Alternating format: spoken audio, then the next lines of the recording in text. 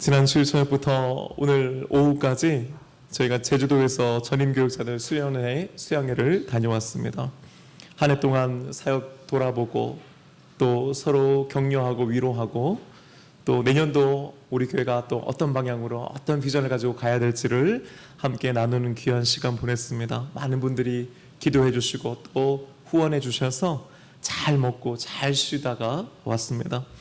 잘 쉬고 왔다고 하는데 몇몇 목사님들의 걸음걸이가 이상하다는 걸 여러분 아시게 될 겁니다. 왜냐하면은 제가 월요일 저녁에 한라산을 갔다 왔거든요. 근데 아니 끝까지 들으세요, 여러분. 근데 일단 여기서 이제 중요한 건 뭐냐면은 백록당까지 간 건 아니고 1700m 윗세 오름이라고 하는 데가 있더라고요. 영실 코스를 갔는데 보니까 제가 이제 검색을 쭉 해봤는데 4살, 5살도 갈 수 있는 코스다. 누가 글을 그렇게 올려놨더라고요. 저는 그걸 철떡같이 믿었어요. 그 4살, 5살은 우리나라 사람이 아닐 겁니다, 분명히. 가보니까요, 저희 다들 힘들게 올라갔어요. 지난 주일날 제가 하트 브레이크 힐 그거 설교했는데 딱 그거였습니다. 게다가 제가 담임 목사지만 왜 그런 거 있잖아요. 그 등산 좋아하는 부장님 컨셉으로 다 같이 이제 가자 했는데 몇몇 분들은 못 가겠다는 거예요. 게다가 또 우리 이현 목사님 지난번에 또 무릎 다쳐가지고 수술까지 했으니까 안 갈 사람은 안 와도 된다 해서 가고 싶은 사람, 너무나 가고 싶어서 가는 사람들만 저랑 같이 올라갔었는데요. 올라가는 것까지는 괜찮은데 내려오는데 다리가 후달리는 거예요, 다들. 그래서 지금 다들 다리를 쩔뚝쩔뚝 거리고 있습니다. 원래 여러분 수요일 날은 제가 설교하지 않고 우리 부교육자들께서 돌아가시면 설교하는데 이제 몇 달 전이에요. 이제 비행기 티켓팅하고 이제 갈 거를 예상하고 나서 갔다 오고 나서 수요일 설교가 누구냐 그랬더니 남기현 목사님 설교라고 하는 거예요. 그래서 제가 그냥 툭 던지는 말로 남 목사 저기 수양에 갔다 오고 나서 바로 설교하기 부담스러울 텐데 내가 할까? 그랬더니 뭐 1초도 안 망설이고 목사님 감사합니다 그러더라고요. 농담으로 한 거였거든요, 저는. 근데 어떻게 해요? 뭐 말을 꺼내놨으니까 다들 너무 편안하게 갔다 오는 거예요. 근데 저는 어젯밤부터 마음이 쫄리는 거예요. 비행기 안에서 여러분 제가 얼마나 기도하는 마음으로 왔는지 모릅니다. 그런데 여러분 감사한 것은 뭐냐면은 오늘 설교 본문이 뭐예요? 성경 본문이 뭡니까? 내 짐을 여호와께 맡기라. 여러분 저는 오늘 설교 주님께 맡기려고 합니다. 여러분 그래서 하나님께서 함께 하실 줄 믿습니다. 여러분 찜질방이나 우리 수영장 가서 이제 탈의실에 가보면요 이런 문구가 있잖아요. 안내문이 있잖아요. 귀중품은 안내 데스크에 맡기세요. 맡기지 않은 물건은 뭐예요? 여러분 그거 어떻게 하셨어요? 맞아요. 책임지지 않습니다 하는 거죠. 맡겨야 보호받는 거죠. 맡겨야 책임져 주는 거죠. 반면에요. 맡기지 않으면요. 맡길 수 없으면요. 그건요. 전적으로 내 책임인 겁니다. 잃어버려도 내 책임이 되는 것이죠. 그런데 여러분 생각해 보세요. 우리가 찜질방에서 귀중품을 맡기는 이유가 뭐예요 도대체? 내 건데도 불구하고 잠시 맡기는 이유는 뭐예요? 내가 가지고 있는 것보다 맡겨놓는 것이 더 안전하다고 생각하기 때문이에요. 이거 맡겨놔서 이거 받겠나 이렇게 생각하면 못하죠. 이거 맡겨놓으면 이 사람이 안전하게 보관하고 있다가 다시 돌려준다라고 하는 그 믿음, 그 확신이 있을 때 우리는 맡길 수 있는 것이고 맡기는 그 순간만큼은 마음 편안하게 있을 수 있게 되는 것으로 믿습니다. 그러니 여러분 맡긴다고 해서 아무데나 맡기는 건 분명히 아니란 말이죠. 그런데 여러분 우리의 신앙생활도 어쩌면 이와 똑같은 것 아닌가라는 생각해 봅니다. 여러분 하나님께 맡겨야만 하나님께서 책임져 주시는 줄로 믿습니다. 더 중요한 건 뭔지 아세요? 맡기는 만큼 하나님께서 책임져 주시는 줄도 믿습니다. 오늘 그 말씀 하는 거예요. 문제는요. 우리가 맡길 것이 때론 너무나 많다는 거지요. 맡기고 싶은 것들이 너무나 많다는 겁니다. 우리에게 지어져 있는 짐이 너무나 무겁기 때문이라는 것이지요. 어깨가 무너지고요. 허리가 시릴 정도로 무거운 짐들을 우리는 짊어지고 있습니다.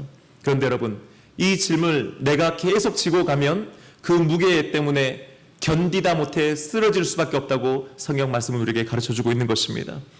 오늘 시편 말씀 보면요. 오늘 이 시편의 주인공인 다윗은요. 이렇게 외치고 있는 겁니다. 내 짐을 여호와께 맡기라. 할렐루야. 여러분 이것은요. 그냥 그렇게 하는 게 좋아. 한번 그래봐 라고 하는 말씀의 차원이 아니에요. 그러지 않으면 살 수 없고 그러지 않으면 죽을 수밖에 없기 때문인 줄로 믿습니다. 시편 55편에서요, 다윗의 가장 깊은 아픔과 연약함이 담겨있는 시편이기도 합니다. 여러분, 시편 55편은요 처음부터 중간 이후까지 전부 다 다윗의 절규에 가까운 외침으로 가득 차 있습니다. 어느 정도였냐면요, 여러분 6절 말씀은 이렇게 기록하고 있어요. 나는 말하기를 내게 비둘기 같은 날개가 있다면 날아가서 편히 쉬리로다 하는 거예요. 그 다음 이어지는 말씀도요, 내가 멀리 날아가서 광야에 머물리로다. 아멘. 그냥 나 피곤한데 기분 전환하기 위해서 나 어디 좀 떠나고 싶다, 여행 가고 싶다, 그런 차원이 아니고요, 가지 않으면 살 수 없다는 거예요. 더 이상 여기서는 못 살겠다는 거예요. 어디로 가겠다는 거예요? 차라리 광야로 가겠다는 거예요. 아무도 없어요. 물도 없어요. 그늘도 없어요. 매일매일 하루의 삶이 삶과 죽음으로 나눠지는 그곳, 차라리 거기가 낫다라고까지 이야기하고 있는 겁니다. 왜 그렇습니까? 그는 왜 그토록 힘들고 어렵고 절망 가운데 있습니까? 두 가지 이유 때문이에요. 첫 번째는요, 자신이 머물고 있는 그 성 안에 있는 폭력과 불의가 너무나 가득했기 때문입니다. 살 수가 없는 거예요. 계속해서 문제와 어려움이 생기는 겁니다. 9절부터 11절까지 보면요, 다윗이 살고 있던 그 예루살렘이라고 하는 성이 얼마나 부패하고 또 위험한 곳이었는지를 설명하고 있습니다. 강포와 분쟁이 끊이지 않습니다. 악독과 잔해가 떠나지 않습니다. 압박과 괴사가 또 수근거림과 뒤에서 말하는 것들이 끊이지 않는 도시가 바로 이 예루살렘 도시였고, 그 가운데서 사는 것이 너무나 힘들고 어려웠기 때문에 떠나고 싶었다는 겁니다. 그런데 여러분, 더 큰 이유는 그 다음 이어지는 말씀에 있습니다. 12절부터 14절까지의 말씀, 여러분 말씀 가지고 계신 분들 한번 찾아보시겠어요? 제가 읽어드릴게요. 여러분 한번 들어보세요. 나를 책망하는 자가 원수가 아니라 원수라면 내가 참았을 것이며, 나를 대하여 자기를 높이는 자가 나를 미워하는 자가 아니라 미워하는 자라면 내가 그를 피하여 숨었을 것이거늘. 무슨 말이에요? 원수였다면 내가 피한다는 거예요.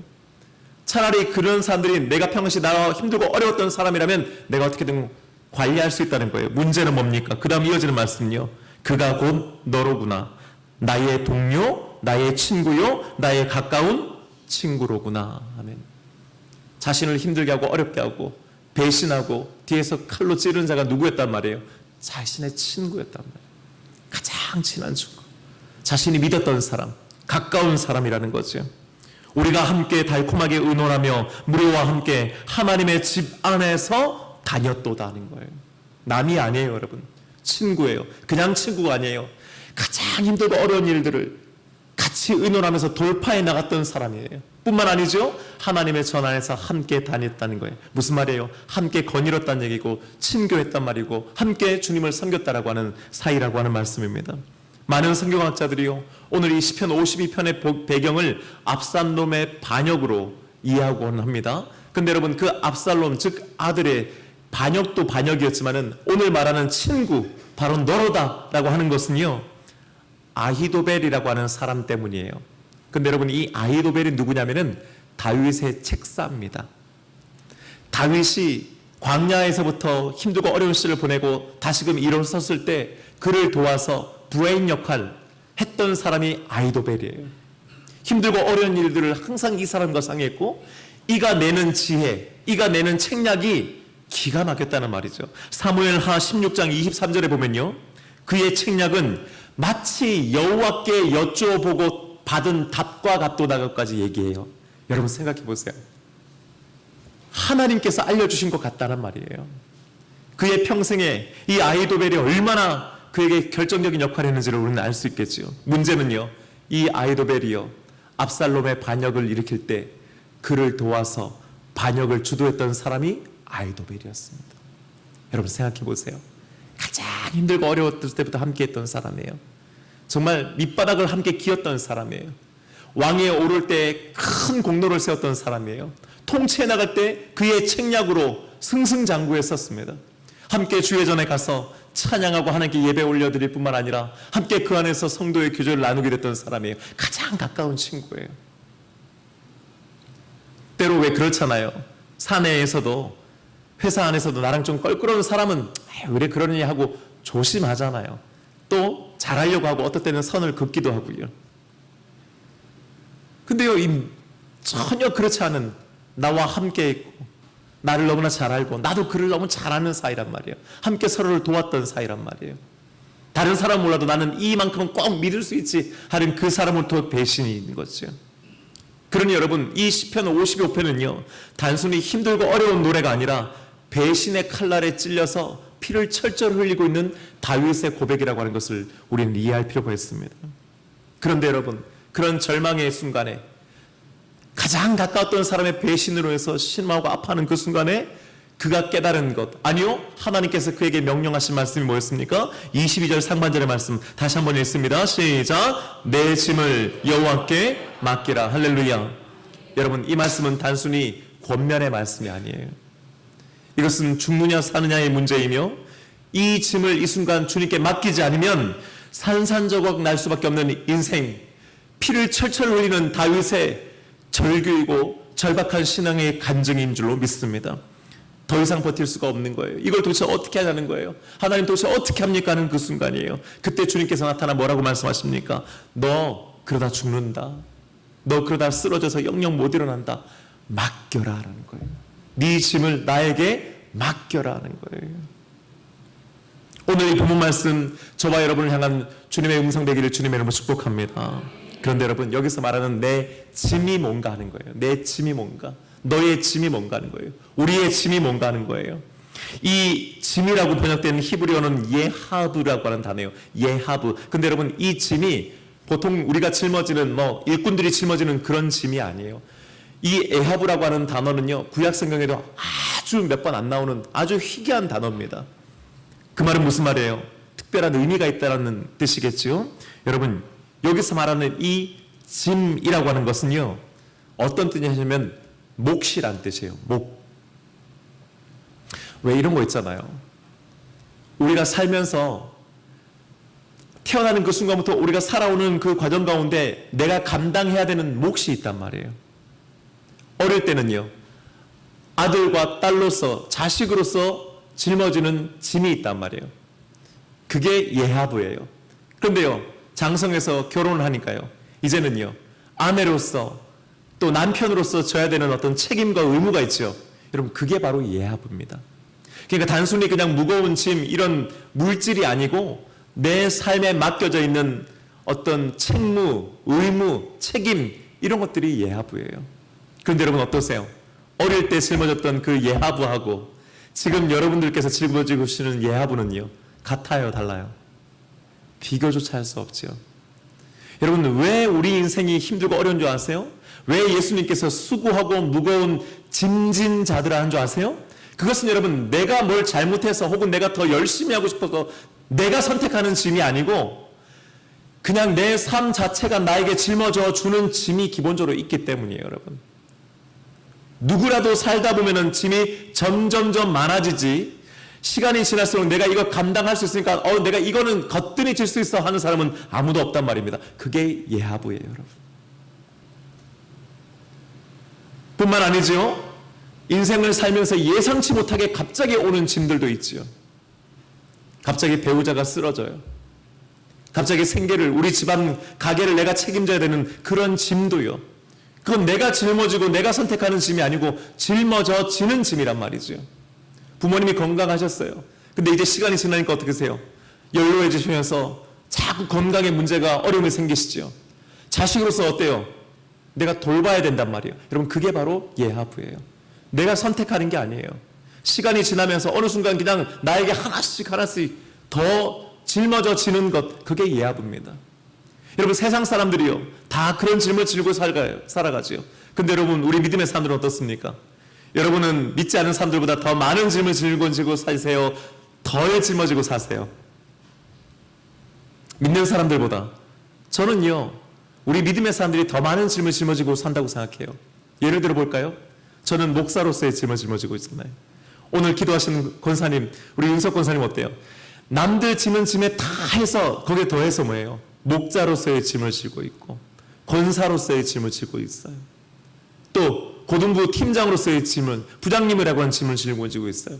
여기 계신 분들 모두가 마찬가지입니다. 장로님이라고 하는 짐을 짊어지고 있고, 권사님이라고 하는 짐이 있고, 집사라고 하는 짐이 우리에게는 하나씩 사실은 더 얹어져 있는 겁니다. 여러분, 우리는요, 세상 사람들보다 더 많은 짐을 지고 사는 사람이라고 하는 것이요. 그러면요, 어떻습니까?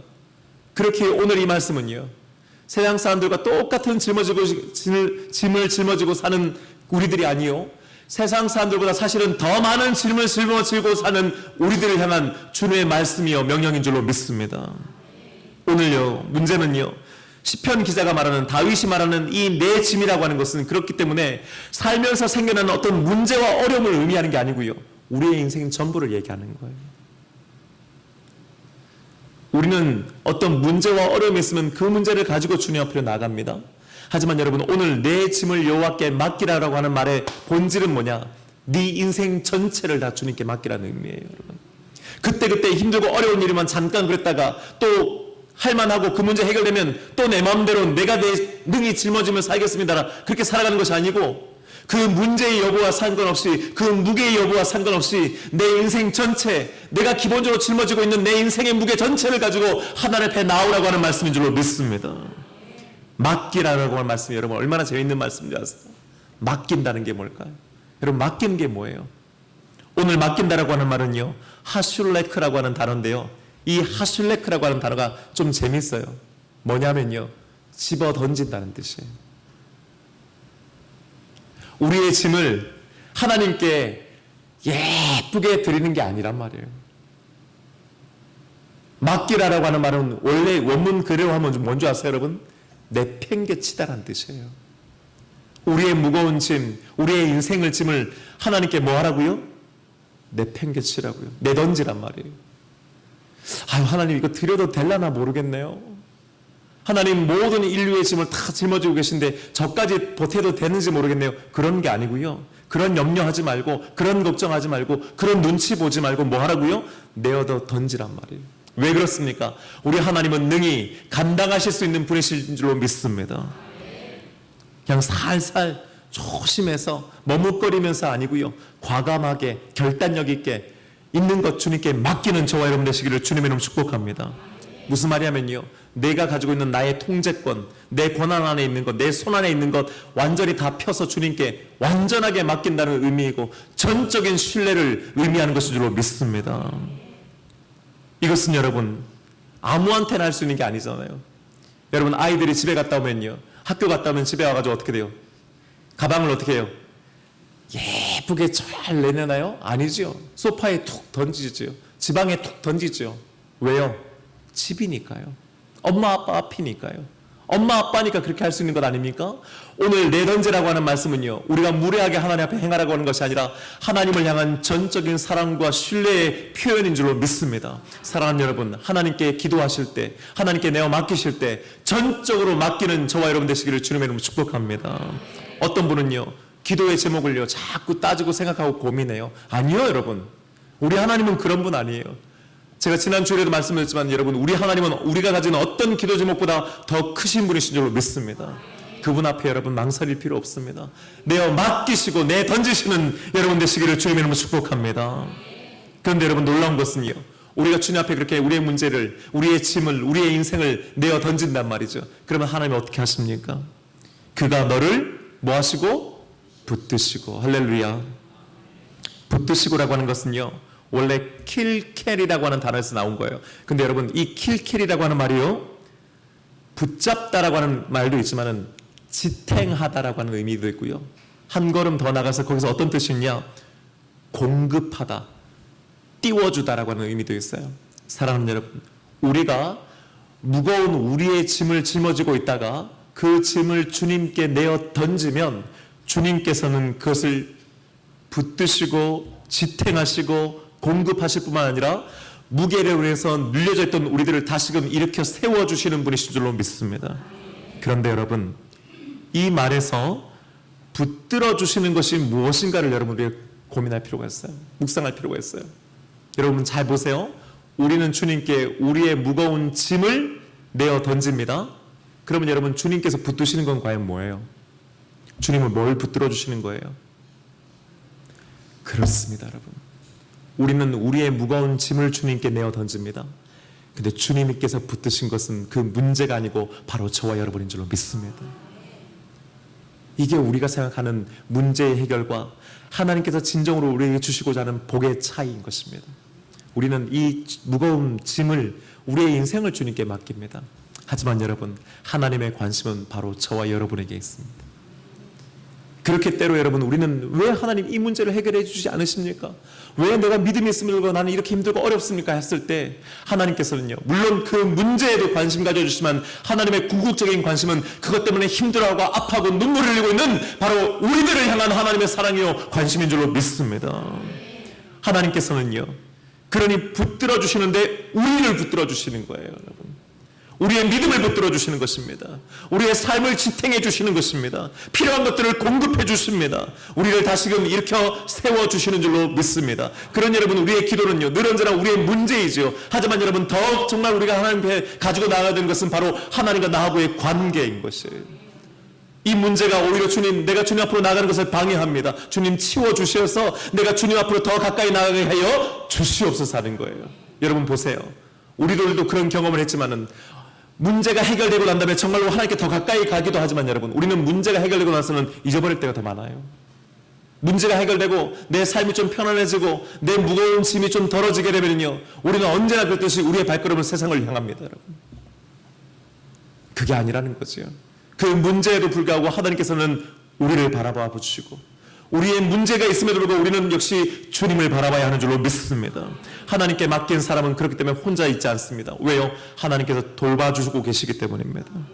하나님께서는요, 우리가 넘어지지 않도록 붙잡아 주실 뿐만 아니라 일으켜 세워주시는 분이신 줄로 믿습니다.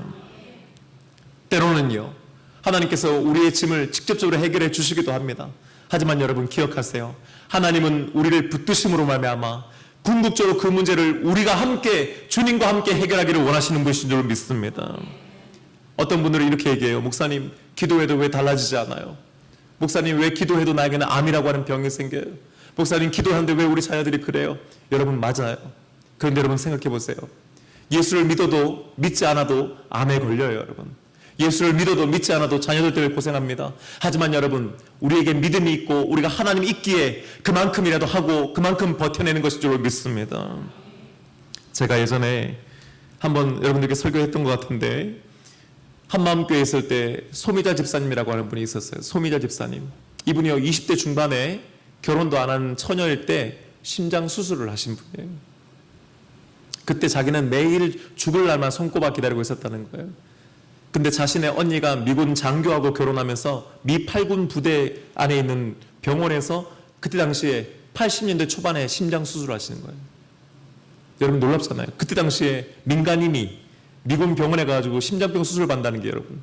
그러고 나서요, 그분이 여든이 되실 때까지 모두 총 3번의 심장 수술을 받아요, 여러분. 마지막 3번째 심장 수술 받으실 때 제가 새벽에 병실에 가서 기도를 해드렸어요. 이제 수술방에 들어가시기 전이에요. 근데 그분이 저한테 이렇게 얘기하시는 거예요. 목사님, 어젯밤에 문득 이런 생각이 들었다는 거예요. 하나님 너무하신 거 아니냐는 생각이 들었다는 거예요. 왜요? 그랬더니, 아니 남들은 수술 한 번 안 받고도 잘 살다가 가는데 자기는 심장 수술만 3번째 받는 게 참 이상하더라는 거예요. 자기가 너무 불쌍하더라는 거예요. 그래서 하나님께 기도했다는 거예요. 그런데 여러분, 더 놀라운 건 뭔지 아세요? 그 다음 말씀이요. 근데 목사님, 내가 미쳤나 봐요. 왜요, 집사님? 너무너무 감사해요 하는 거예요. 너무너무 감사해요. 여러분, 제가 그 말씀을 듣는데 제가 눈물이 왈칵 나는 거예요. 오히려 그 집사님이 저를 위로해 주셨어요. 그 아침에. 목사님, 울지 마세요. 저는 지금 죽어도 여한이 없고 저는 이미 50년 전에 죽었어, 40년 전에 죽었어도 죽었을 사람인데 지금까지 살아있는 게 하나님의 은혜인 줄로 믿습니다. 여러분, 3번의 심장수술을 하면서도요, 누군가는 하나님께 감사해요. 그 문제 자체는 힘들고 어렵죠, 여러분. 이왕이면 수술 안 하면 더 감사하지요. 하지만 여러분, 진짜 감사는 뭐예요? 그런 연약한 가운데서도 하나님을 붙잡는 믿음이 있는 것이요, 그 믿음이 살아 역사하면서 하나님께 찬양과 영광을 올려드리는 귀하고 복된 인생이 되는 것인 줄로 믿습니다.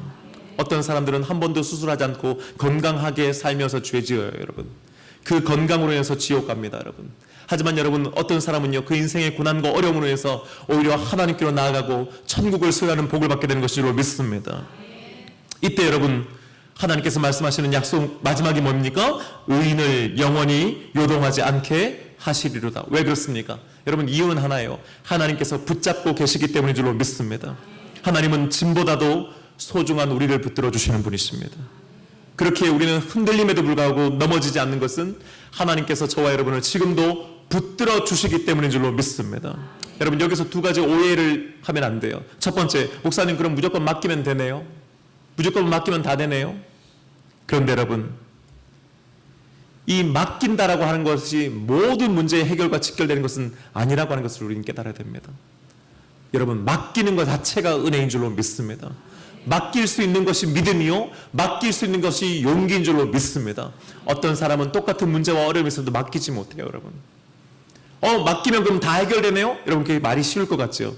한번 해보세요. 안 됩니다. 여러분, 맡길 수 있다는 것이 이미 내가 믿음이 있다는 결론이요, 맡길 수 있다는 것이 바로 그 믿음의 용기를 가진 사람이라고 하는 의미인 줄로 믿습니다. 여러분, 그러니 우리는 맡기는 사람은요, 나 약해서, 의지가 약해서 맡기는 것이 아니요, 오히려 믿음이 있고 용기 있기 때문에 맡긴다라고 하는 것을 아시는 저와 여러분 되시기를 주님의 이름으로 축복합니다. 두 번째 오해는요, 맡겼는데도 또다시 불안하다는 거예요. 여러분, 우리 그럴 때 있잖아요. 맡겼는데, 주님, 우리 자녀를 주님께 맡깁니다. 맡겼는데 여러분 어때요? 맡기고 나서 기도 끝나고 눈 뜨면 다시 불안해지는 게 우리들이란 말이죠. 때로는 기도하면서도 불안해한다는 거죠. 여러분, 그게 바로 우리들의 연약함이에요. 주님은 그걸 아시는 분이십니다. 그렇기 때문에 주님께서는 우리에게 뭐라고 말씀하세요? 수고하고 무거운 짐진 자들을 어떻게 하라고? 다 내게로 오라고 말씀하신 줄로 믿습니다. 그걸 아시기 때문이에요. 너 맡겼다면서 왜 그렇게 믿음이 없어? 아니요, 거기서 안 되기 때문에, 그걸 아시는 분이기 때문에 오히려 나에게 오라고까지도 말씀해 주시는 분이 바로 우리 주님이신 거죠. 여러분, 기도했다가도 우리는 잊어버려요. 기도하면서도 나약해요. 그렇기 때문에 오늘 17절 말씀은 우리에게 이렇게 말씀합니다. 시편 55편 17절 말씀, 저녁과 아침과 정오에 내가 근심하여 탄식하리니 여호와께서 내 소리를 들으시리로다. 아멘. 저녁이에요. 여러분, 저녁은요, 이들에게 저녁은 하루의 시작이에요. 우리는 저녁으로 마치지만은 이 이스라엘 백성들은요, 저녁부터 하루가 시작되는 거예요. 무슨 말이에요? 하루를 시작하면서 기도하면서 시작하는 거예요. 그 다음 뭐라고 했습니까? 아침과 정오에, 즉 하루 3번 시간을 정해놓고 하나님께 계속해서 자신의 연약함을 내어 맡기는 삶을 살아간단 말이죠. 그러면서 뭐예요? 주님께서 내 소리를 들으시리로다 하는 거죠. 여러분, 우리의 기도는요, 우리가 주님께 우리의 삶을 맡기는 것은 그냥 이례적으로 한번 결단한다고 되는 것이 아니고 매일 반복적으로 반복해 나가면서 그것이 어느 순간 내 습관이 돼야 되는 거예요. 내 몸에 있는 것이 돼야 된다는 것이에요. 여러분, 주님께 우리의 짐을 맡기는 것이 습관이 되는 저와 여러분 되시기를 주님의 이름으로 축복합니다. 베드로전서 5장 7절 말씀 보면요, 베드로가 그 초대교회 성도들에게 이렇게 말합니다. 베드로전서 5장 7절 말씀 우리 함께 읽어봅니다. 시작.